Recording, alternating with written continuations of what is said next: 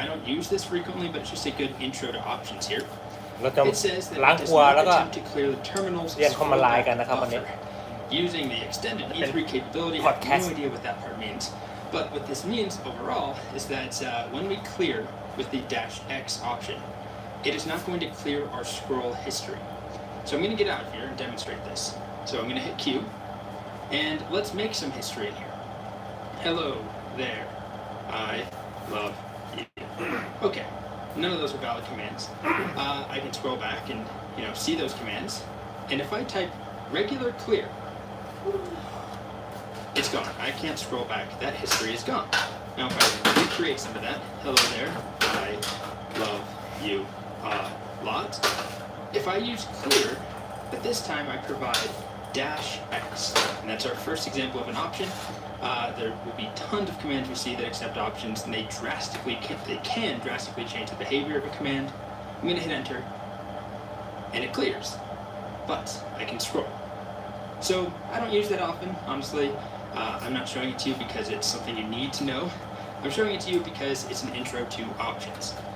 Now one more thing, I mentioned there's a shortcut, and I don't really type the clear command anyway. The shortcut is Control L. So if I have a bunch of stuff again, I want to get rid of it, Control L, and it's gone. So that's definitely easier than typing clear. It also works over here on my Mac, works on WSL, just Control L. Okay, so that's a clear command, nice and easy. The next command is also nice and easy. It is PWD. It stands for Print Working Directory. And this is a command that just tells us our current location in a given terminal window. So let's start with man, PWD, and it tells us PWD prints the name of your current/working directory. So just like when we have, I'll open up my file explorer here with my graphical user interface using my mouse. I have a current directory that I'm inside of. I'm viewing right now my desktop, as you can see it's selected there, or I can view documents, or I can view my home folder. This would be my current working directory, home, in this window right here. But in a terminal, it's a little bit different. Let me get out of this man page here, hit Q. If I type PWD, it tells me in text where my location is. So in this window, I am on the desktop, which is located in the cult folder inside of /home. Over here, this is a different terminal window. It has a different location. Just like I can have multiple file picker windows. Here's another one. This one's in my home directory and this one's in desktop. Same idea. So I can have, in this case, PWD, a terminal window that is in /home/cult/bin. And here's one more different window, a much longer path. This is the full path to get to my location. Now, I haven't shown you how to move, so you probably don't have something like this set up with these different windows. By default, you can actually configure the default location of a new terminal window. For me, when I make a new terminal window, just click that button there. You can also use a shortcut. It defaults to the desktop, at least on Ubuntu. Over here on my Mac, when I make a new window, it defaults to what is called my home directory, /users/my username. You can configure all of this, but it doesn't really matter where you are at the moment. All that matters is that you can find it by typing PWD. Alright, so the next command we're going to cover is called ls. The ls command is short for list, and we use it to do just that. It will list the contents of a folder, so we can see what is inside of a directory. Normally, if you're using a graphical user interface, you don't need a command, you just can see the contents of a folder. But in a terminal window, that is not how things work at all. We have to ask for a list of the contents. So here I'm on my desktop. As we can see, I ran PWD, it says /desktop. You can also see my prompt is displaying desktop there as well. That is also something you can configure. By default though, on Ubuntu, it does show you your current location. Anyway, if I actually look at my desktop, I can see a bunch of stuff there, and I can list it out using the ls command. So if I run ls with nothing else, just ls, it's going to list the contents of whatever current directory I'm inside of. In this window, it's the desktop. And here we go. We get a bunch of text. So we see things like, my folders. Some of them are quite odd here. I've got wildlife. I've got files like greatgatsby.txt. So there's some different colors, and folders for me are bolded. files are not bolded and they're just showing up white, but that's all configurable as well. But this is showing me all the contents of my desktop. If I try it somewhere else, here I'm in this /bin directory, I'll type ls, I see different contents. Here, that's my desktop. Alright, well, let's try it on my Mac here. This is my home directory. I see a bunch of other stuff, right? This is different. I see folders for my courses I make, my desktop, my documents, labs, some random things that I need to get rid of, like hello.js and orange.python. Those are my files and folders. Now, we also can provide a folder that we want to look inside. We can provide a path to ls. So instead of just looking at our current location, I could peek somewhere else. So for example, right here, let's see, I'm on my desktop, and we saw that there is a wildlife folder on my desktop. I could ask, what is inside of it? By running ls wildlife, and I can tab complete, so I don't have to type the whole thing, and hit enter. And I have no idea why I have a wildlife folder that contains 3 text files called Angela 1 and Nico survey. Doesn't sound like wildlife to me, but okay. I've got a meal diary folder. Let's take a look in there. And it has nested folders inside. So now we can even burrow further in if we wanted to. From my current location, from the desktop, I could look inside a meal diary and look inside of Friday by doing this. ls meal diary /Fry. And I'm using tab complete. So I'm giving it a path that is beyond, it's not just one folder name, it's now 2 that I want to peek inside of. So peek inside of this. And we have breakfast, dinner, and lunch. So I can actually run this again and let's see what's inside of breakfast. I don't know if there's anything in there. I'm going to recall the previous line by hitting the up arrow and then just add a B and hit tab. Yeah, there's nothing in there. No, it's a bit of a letdown. So that's one example of using ls, where we provide a file, or rather a folder path. But we can provide a full, what's called an absolute path, to any location on our machine. So this file, breakfast, or this folder, is inside of Friday, is inside of Meal Diary, which is nested in the desktop, which is where I currently am. Right? PWD, I'm on the desktop. But maybe I want to see what's inside of my Documents folder. And Documents is not on my desktop. Well, one option is to do this, ls, and then the full path to my documents, which is /home /cult/ I think it's uppercase, documents. So I'm using tab completion again, so I don't type that myself. I don't know if there's much in there. Nope, just a single file. But we can see kenneth.txt. Now, I could get there, right, by just opening the file picker, going to documents. Yes, I see it. But there are some special things that we can do with the ls command in the terminal as well.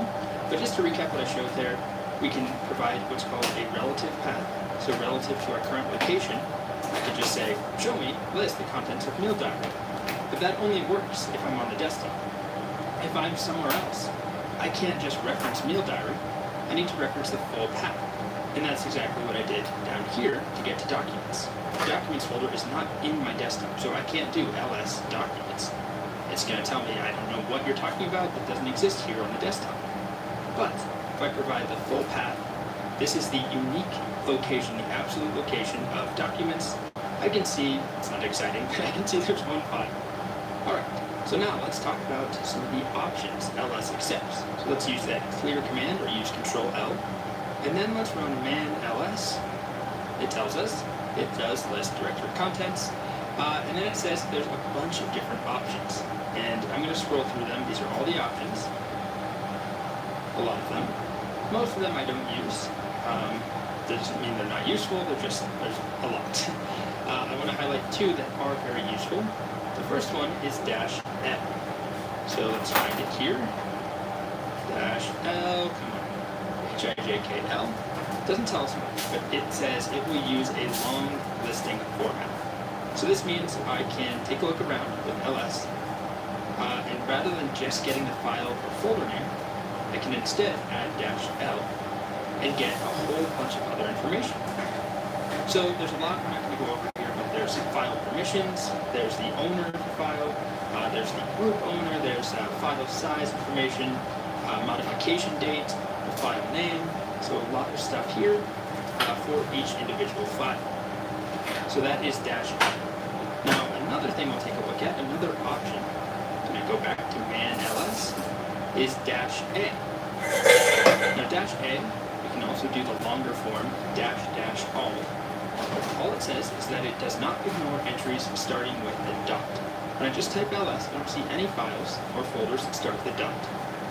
ls-a, I now see dot bash, a bunch of stuff, dot profile, dot less something, dot sudo something. There's probably some different ones on your machine. I'll just try another example here, ls-a on my Mac. Lots and lots of files that start with dot. They don't show up if I do a regular ls, which you can see right there, nothing starts with a dot. Now we can combine options as well. So if I want to, go to the screen, I can do ls-a to see all files, including ones for hitting, -l, I want the long format. That is one way of doing it, but the much shorter and more common way is actually just using a single dash and put your options together. So -al or -la, I see the long format, all the information for regular files and files and folders that start with a dot. So we're getting both of those options taking effect at the same time. So that's an intro to the ls command. So we've seen how to find our current working directory, where we are, and list the contents of that directory. Now how do we move around? How do we do the equivalent of what I'm doing right here in the File Explorer, double-clicking on the desktop and then going into this folder, or going back? How do I move around like I am right here? Well, in the terminal, the way that we do that is by using the cd command. cd is short for change directory. The first thing you'll notice, if you try and read the man page for cd, it does not exist. It just isn't there. When I try it on my Mac, I see something, but it is not a man page for cd. If we look up here, it's a man page for a bunch of commands, tons and tons of commands, including cd. Well, what's going on here is that the cd command is actually implemented by the shell. We don't need to dive into the specifics really at all, just I want you to know that you're not going to find a super helpful man page for cd. It's one of the few commands that we'll cover. It does not have a man page. However, you can run help. It's a different command.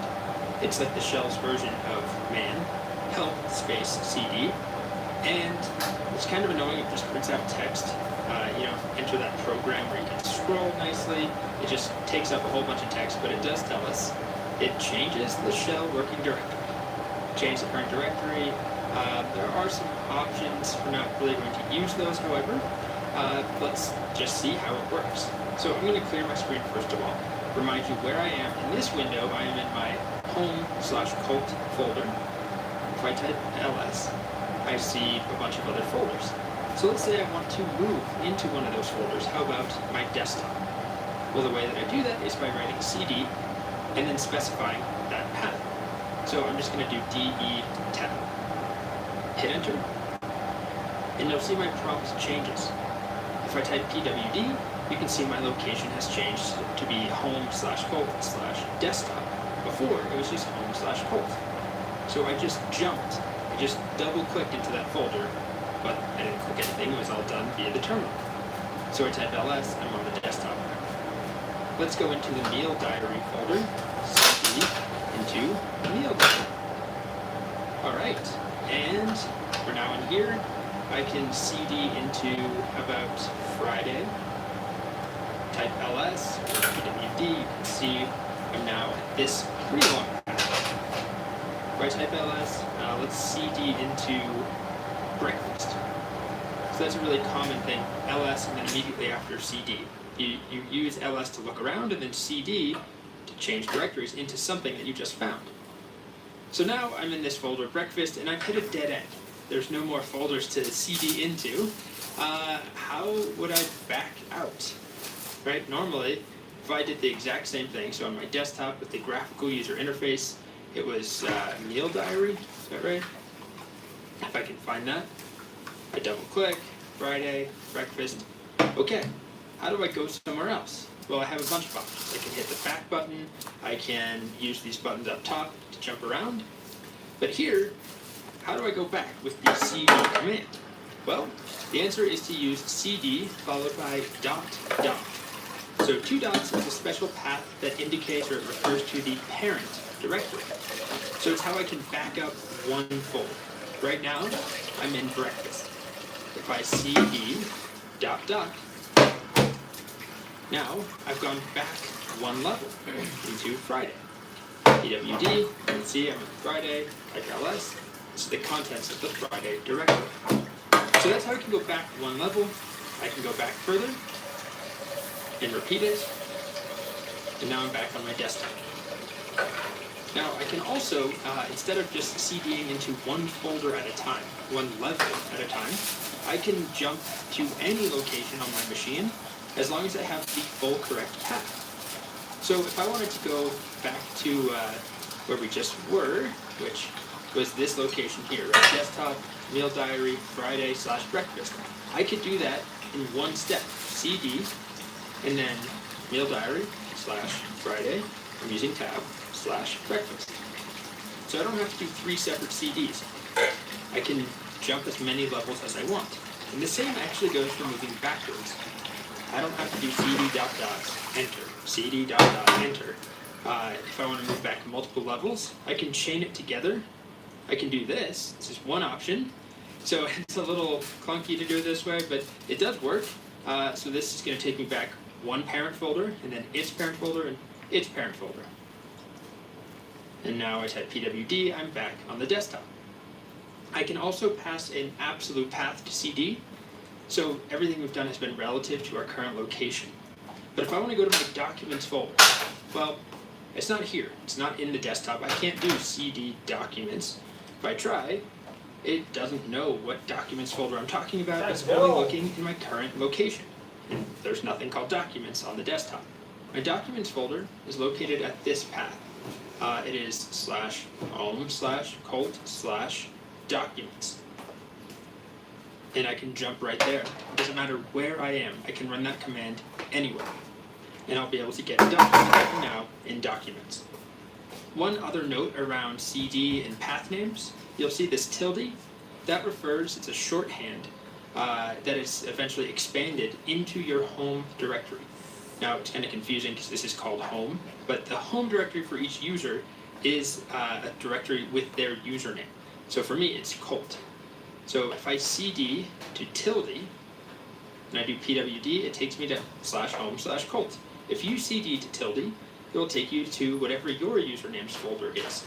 And this folder is a very important place. It has the desktop, it has documents, downloads, a whole bunch of stuff. You can put your own things in here too, but even just if you do nothing, it contains a lot of important folders and documents. So that's kind of the basics of CD. You can CD into a location that's relative to where you are, like desktop. I can do multiple levels at once. I can back out with cd ... We combine it often with ls. Take a look around. Where do I want to go? Let's go into wildlife. CD, wildlife. Okay, I got some stuff in here, and I'm not going to do anything with it. Let's back out. And I can also pass an absolute path at any point, which is, again, a full path name, not relative to our current location. So that is the cd command. So next up, I want to talk a little bit more about folder structure and how things are organized. If you noticed, when I talked about absolute paths, all absolute paths started with a /. And the reason for this is that the very, very highest level directory on our machine is the / directory, also known as the root directory, which is really confusing. People call this root, but there's also a directory called root, R-O-O-T. Definitely confusing. In the same way that people refer to my home directory, Colt, that's my username, that would be Colt's home directory, but there's also a directory called home. It's not the most straightforward thing. So the top level directory is /. We can actually go there if we wanted to. From anywhere on my machine, I can do cd /. โอเควันนี้พอแค่นี้นะครับสำหรับพอดแคสต์เรียน Linux at least not as a typical day-to-day user ขอบคุณคุณสนัดด้วยครับที่คอมเมนต์เข้ามาสวัสดีครับวันนี้ล้างครัวล้างครัวก็เลยเปิดพอดแคสต์เรียน Linux Linux คอมมานไลดไปด้วยนะมันทำงานคนเดียวนะมันก็ทำหลายอย่างก็เลยเปิดคลิปฟังนะครับเดี๋ยวจะเล่าการเมืองให้ฟัง